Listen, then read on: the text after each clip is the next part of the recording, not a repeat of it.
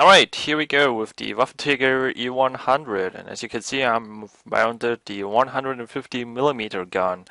4 shots per clip and a lot of damage. We have heat in this tank. I use AR and heat on all my autoloaders. I don't like it when I miss and don't pen and RNG hits me hard. So I'm using premium ammunition even on the live server because it's in an autoloader you just can't miss or bounce or not pen. So we got 334 penetration here, 750 damage. It's good to have some HE rounds because the reload is, I think it was 45 seconds, 47 seconds, which is pretty decent for an autoloader. Or was it 50? I don't remember. But it's pretty fast for an autoloader.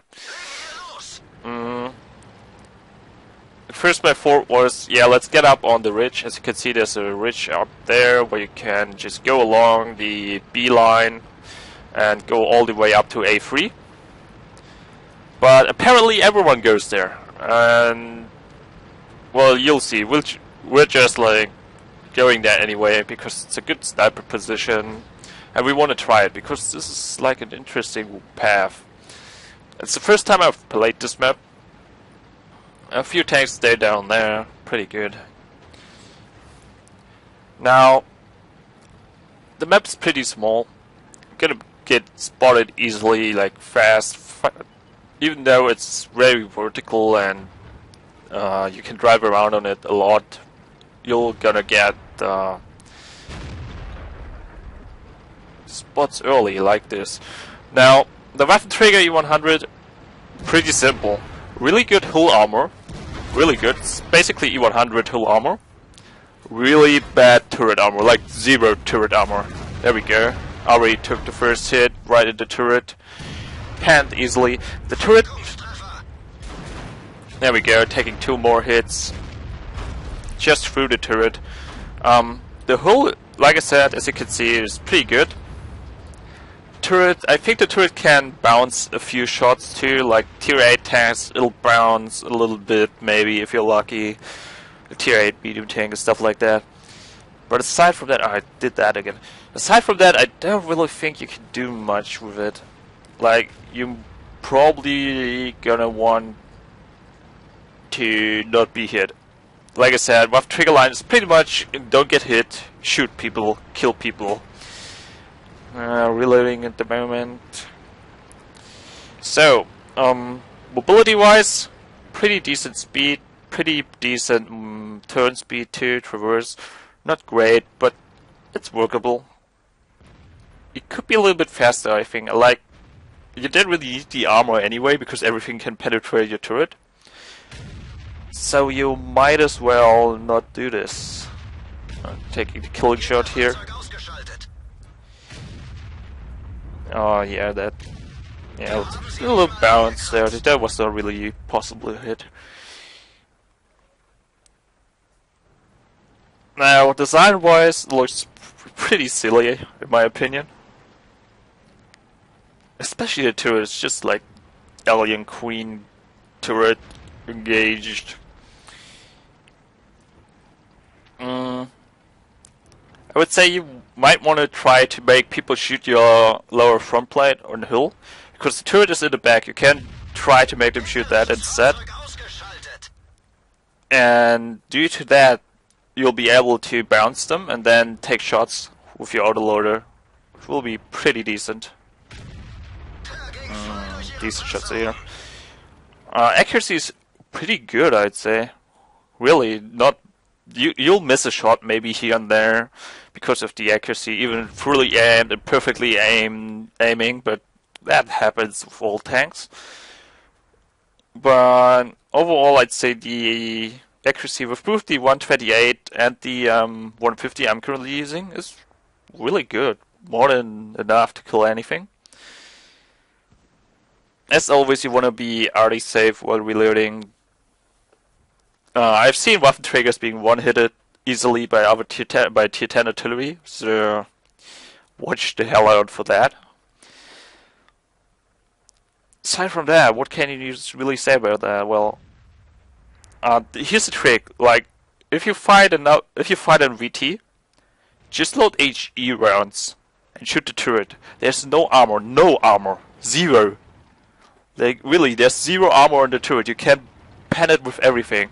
As we all know, HE does more damage than AP, and it will pan completely and deal maximum damage most of the time. I've dealt 1,000 hits, like 1,000 damage hits with this tank on other VTs easily. I'm using for equipment Binox and Camonet and not Ram, and GLD. Obviously, there's no RAM on an autoloader. I'm not really sure if it's a good choice. This battle I played without crew skills. It's basically can't be bothered to put in crew skills. So I don't know if you have camo skill, if it would be better maybe. Because you don't want to be seen in such a weak armored tank. But then again, it is so big and huge, and the camo value is so low that it might not even help at all. But then again, you can hide a Yak Panzer E-100 quite nicely at times. So I'm not sure about that. Here, tried to take a pot shot. Really bad shot too. I should have aimed that one. At least a little bit.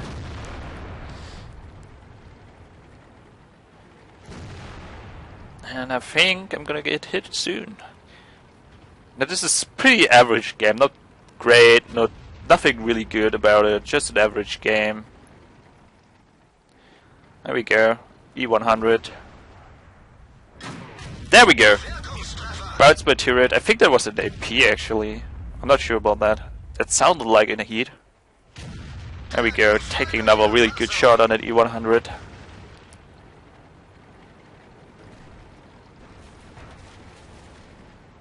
There we go. Nice little bounce on the turret. It's always nice.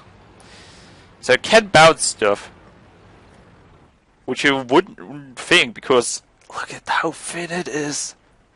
There's nothing there, it's basically just a shield put on top of the gun, so that there is something. Now, as always, reload downtime can be annoying at times.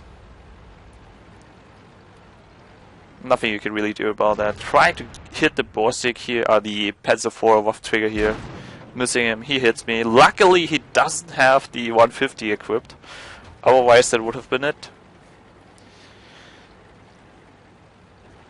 That's pretty much about it. For the 128, I have to say, the 128 is good too, but I prefer the alpha damage on the 150. Plus, for like tanks that are low armored, for example an FV, you can just load an HE shell and oh my god, you can murder this guy easily. Let's just murder him. I prefer that over the... there we go. I really prefer that over the AP shells and APCR shells on the 128. 128 does more damage, and you can, like, if you got several enemies, you can divert the damage among them, or kill several enemies at once, but I prefer the alpha damage on this tank, actually.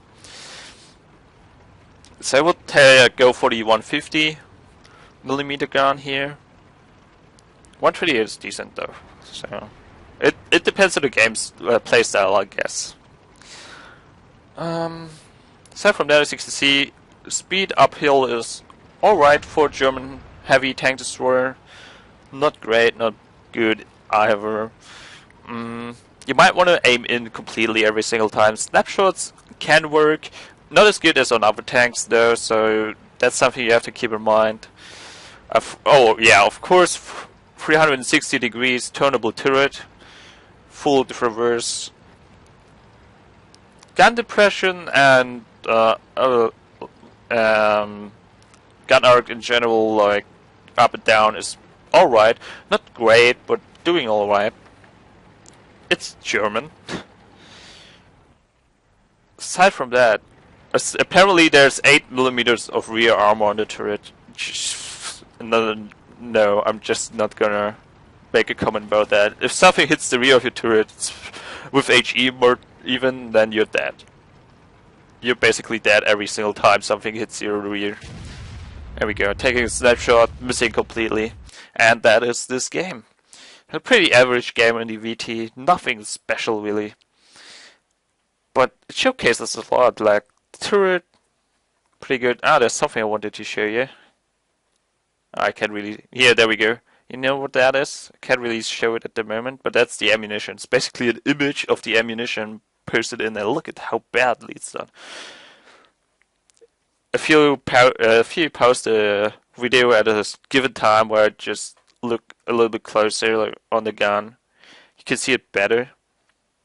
But that's basically really a really bad texture that is supposed to be ammunition. This is supposed to be the ammunition loader, the clip of the tank, and you can see how hideous it looks. It's basically just a sprite put on it. A really bad one, like Half-Life 1 textures. I don't know why that is even there. They should have just gone with nothing there if it looks like that. Anyway, that's the Waffenträger E-100. I like it. It's not an awesome tank. It has its downside. Like if someone shoots HE at you, even an E-100 or hell, even an IS-3 will do so much damage if he hits your turret with HE. It's not funny. So it has its downsides, but that gun, 4 shells, 150mm, pure awesomeness. Anyway, see you next time.